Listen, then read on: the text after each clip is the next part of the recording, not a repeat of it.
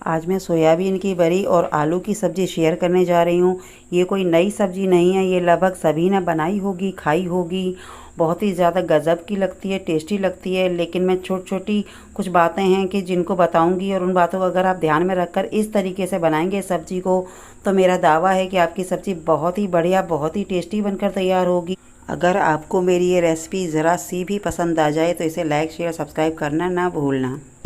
तरीका सभी के बनाने का लगभग सेम ही होता है, लेकिन थोड़ा सा भी अगर हम चेंज करते हैं कुछ भी, तो उसमें टेस्ट जो है एकदम अलग हो जाता है। तो आप एक बार थोड़ा सा मेरे कहने से जी मेरे तरीके से आप इस सब्ज़ी को बनाकर देखिए, फिर देखिए आपकी सब्ज़ी का टेस्ट कितना निकल कर आएगा, कितनी टेस्टी और लाजवाब बनकर तैयार होगी।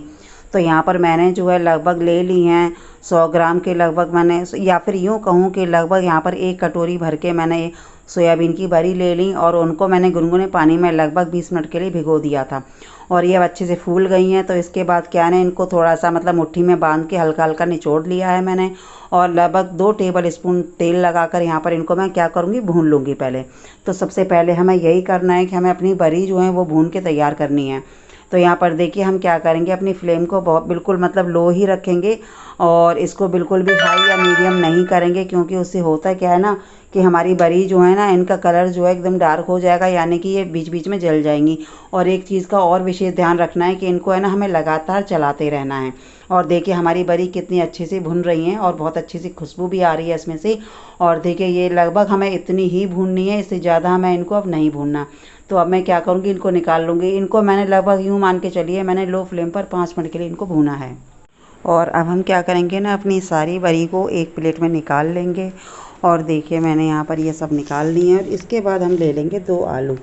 मैंने यहाँ पर 2 मीडियम साइज़ के आलू लिए हैं, क्योंकि बड़ी की क्वांटिटी जो है वो भी ज़्यादा है, और जब मैं बड़ी आलू की सब्ज़ी बनाती हूँ तो उसमें आलू कम ही डालती हूँ।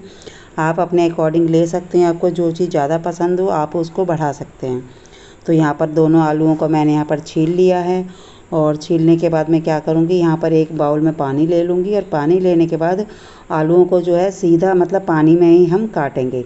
तो जैसा भी शेप देना चाहें, मैंने यहाँ पर छोटा छोटा शेप दिया है, मतलब लंबे वाले नहीं काटे हैं, ये छोटे साइज़ की जैसे बड़ी हैं उसी तरीके से उसी आकार में मैंने आलूओं को भी काटा है। तो यहाँ पर हम इस बात का ध्यान रखेंगे कि हमें ये आलू जो है डायरेक्ट जो है पानी में ही काटने हैं, क्योंकि इनको जब हम काट के अलग रख देते हैं तो आलू जो है हमारे वो काले से पड़ जाते हैं।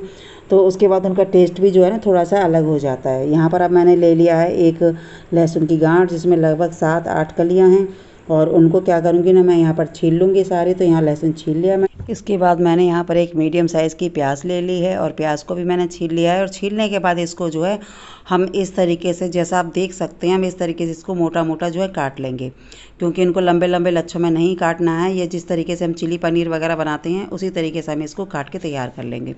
और अब यहाँ पर लहसुन और अदरक, इन दोनों को मैं क्या करूँगी ना, खलबट्टे में डालकर इनको अच्छे से कुचल लूँगी। और यहाँ पर मैंने जो है 2 टुकड़े प्याज के भी डाल दिए हैं। तो प्याज, लहसुन, अदरक, इन तीनों को ही मैंने अच्छे से यहाँ पर मतलब दरदरा सा कूट लिया है।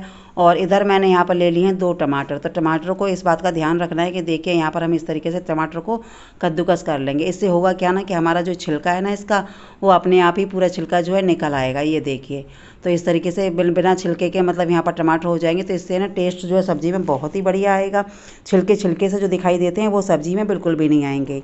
और यहाँ पर अब मैंने तेल गरम कर लिया, लगभग 2 टेबल स्पून तेल ले लिया है। इसमें जीरा डाल दिया, थोड़ी सी मैंने कलौंजी डाली है, उनको चटका लिया। इसके बाद जो हमने मोटी मोटी जो काट के रखी थी प्याज, हम उसको डाल देंगे, और लगभग आधा मिनट के लिए हम क्या करेंगे, हाई फ्लेम पर इस प्याज को भी भून लेंगे।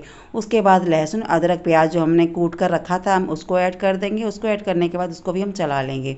इसको भी लगभग हम यही करेंगे कि आधा मिनट के लिए इनको भी हम भून लेंगे। मतलब हमें ये सारी चीज़ें इस तरीके से जो भी हमें प्रोसेस करना है ये हाई फ्लेम पर ही हमें करना है, जिससे कि एक तो सब्ज़ी में भी अच्छा सा स्मोकी वाला जो है खुशबू आने लगेगी, और टेस्ट भी जो है एकदम अलग हो जाएगा, और पानी भी बहुत अच्छे से इसमें चटक के अलग हो जाएगा।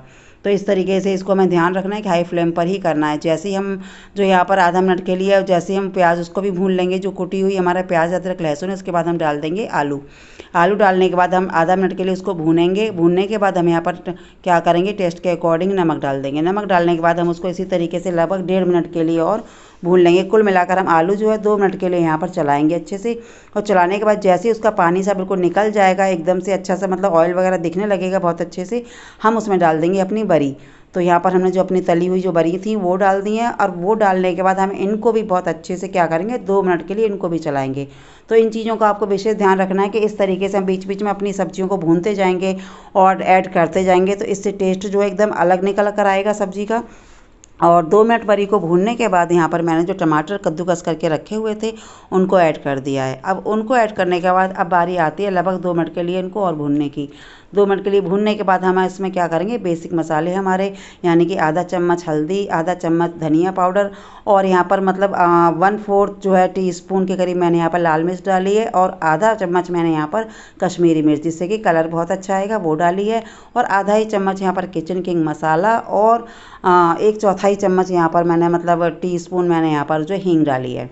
इन सारे मसालों को डालने के बाद हम क्या करेंगे, इसको चला लेंगे। नमक हम इसमें पहले ही ऐड कर चुके हैं, जितना डालना था उतना। आपका अगर कम लगे आप तो इसमें नमक ऐड कर सकते हैं। उसके बाद इन सारे मसालों को हम सब्जी के साथ 2 मिनट के लिए भून लेंगे, और जैसे ही बहुत अच्छे से भून के हमारी मसालों की खुशबू आने लगेगी तो हम क्या करेंगे कि जिस पानी में हमने जो बरी भिगोई थी उसी पानी को हम यहाँ पर ऐड करेंगे। इस बात का ध्यान रखिएगा कि जिस पानी को हमने मतलब निकाला है, बरी वाला जो पानी है, उसी को ऐड करना है। उसके बाद हम यहाँ पर पका लेंगे लो फ्लेम पर।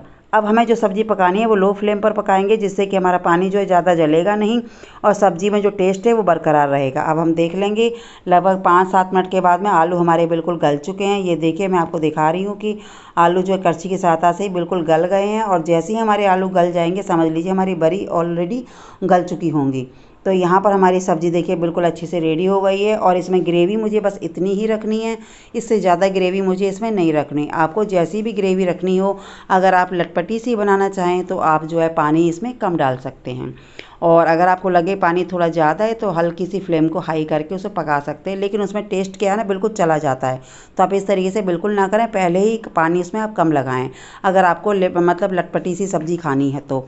और सब्ज़ी हमारी गल के बन के तैयार हो गई है। लास्ट में इसमें डाल देंगे हरा धनिया, और देखिए हमारी सब्ज़ी जो है बिल्कुल बढ़िया सी टेस्टी सी बन के तैयार हो गई है। कैसी लग रही है आपको?